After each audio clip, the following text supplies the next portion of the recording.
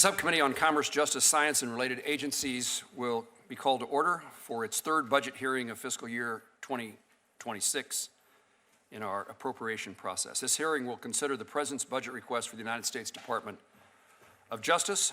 We welcome the witness, United States Attorney General Pamela Bondi, who was confirmed earlier this year as the 87th United States Attorney General. The President has requested $33.6 billion for the Department of Justice for FY 2026. This is a reduction of $2.5 billion or 7% from FY 25 enacted levels. This cut entails the reduction of approximately 5,100 positions, including attorneys, special agents, deputy U.S. Marshals, and professional staff. I commend the Attorney General for efforts to streamline the department, achieve operational efficiencies, and find savings for the American taxpayer.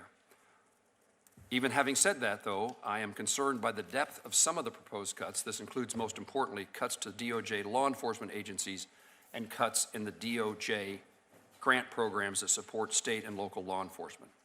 For example, the request proposes cutting funding from the Drug Enforcement Administration by $111 million, and further proposes $100 million in prior year appropriations.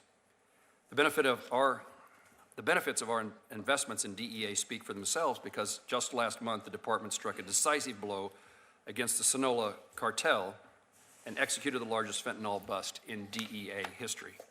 I don't believe any of us want to forego incredible work being done by the DEA, as well as all of the department's law enforcement components.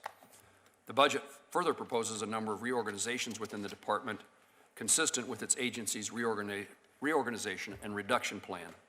I'm open to agency reorganization proposals. Everyone on this dais knows how hard they can be to achieve, but that should not stop us from finding ways to streamline the federal government and save taxpayer dollars. Some of the proposals will require further deliberation. I have heard concerns with the proposal to merge the Bureau of Alcohol, Tobacco, and Firearms into the DEA.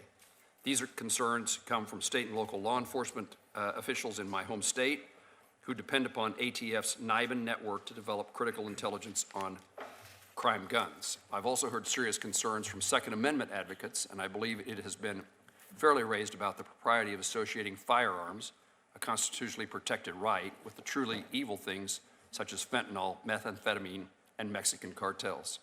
General Bondi, it is my hope that the department will work collaboratively with us, this subcommittee, to evaluate the reorganization proposals and, where appropriate, make changes. General Bondi, I thank you for your testimony today. I look forward to hearing what you have to say in response to my Senate colleagues' questions. And at the moment, I recognize Senator Van Hollen for his opening statement. Thank you, Mr. Chairman. Welcome, Attorney General Bondi. The Department of Justice is supposed to play a vital role in defending our Constitution, upholding the rule of law, and keeping the American people safe.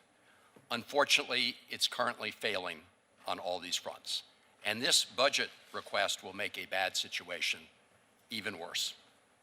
We are witnessing a level of lawlessness from this administration that is unprecedented in scale and scope. Indeed, when asked, President Trump said he didn't know whether he was required to comply with the Constitution of the United States. Instead of defending the rule of law, DOJ attorneys are being deployed to aid and abet in lawbreaking. Like just yesterday, Madam Attorney General, when the administration took, I believe, the unprecedented step of suing all the Maryland Federal District Court judges because of actions they took to protect habeas corpus and the constitutional right of due process. To date, the administration has faced nearly 300 legal challenges in federal courts. There are currently in place a huge number of preliminary injunctions and temporary restraining orders issued by judges appointed by presidents of both parties, including appointed by President Trump. At the same time, patriotic career civil servants have been fired for upholding their constitutional oaths.